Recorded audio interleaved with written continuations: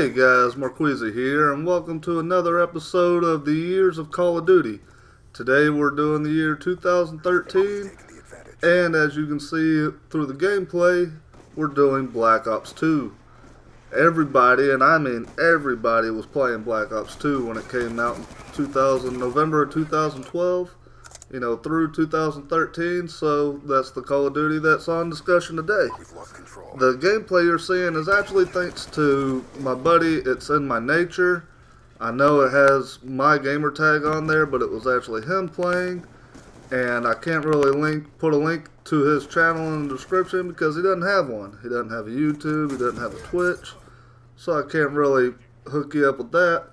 But for those of y'all who actually know nature, which, let's face it, is probably 98% of my fan base, y'all be sure to thank him for the gameplay, and actually the videos from here on out, go ahead and thank him for those too, because without him, they would not be possible. Now, Black Ops 2, as of right now, it's probably being voted as the best Call of Duty of all time. I would definitely put it up there in the top 3. I wouldn't necessarily put it at all time, but the majority of the fan base that still plays Call of Duty would probably tell you that this was the first Call of Duty that they played, and honestly it was a good one to start out with.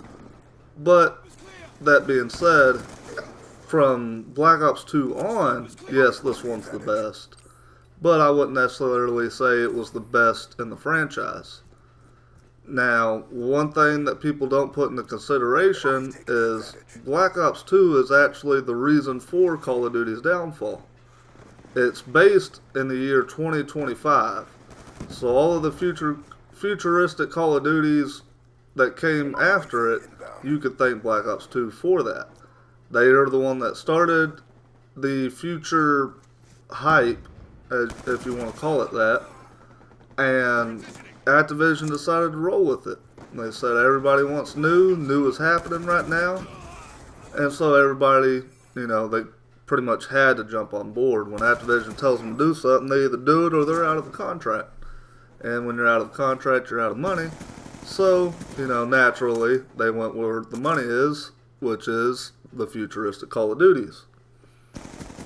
Now, believe it or not, with how much success this game got, it actually started out with a lot of negativity because of the futuristic setup that was promised when the game was being announced, pre-release.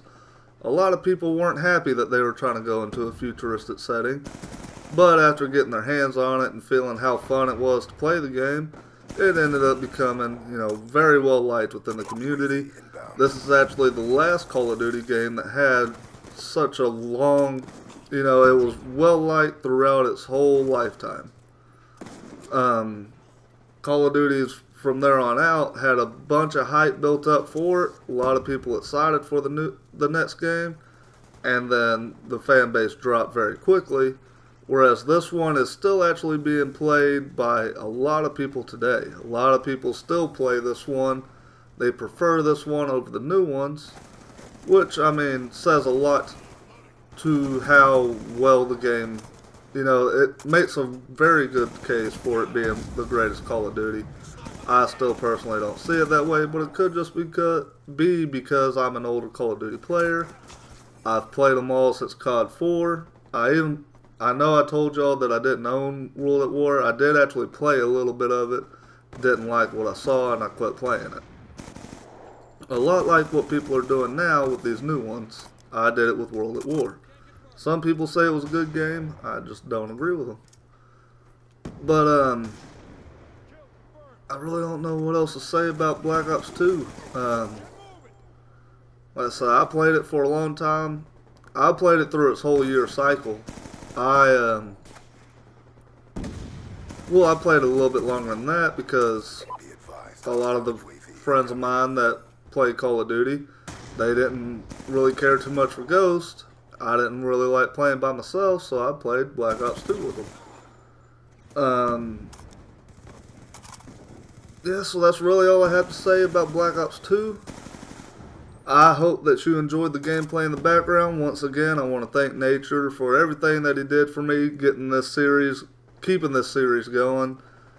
And, you know, once again, thank him for this video and the videos coming out here in the near future.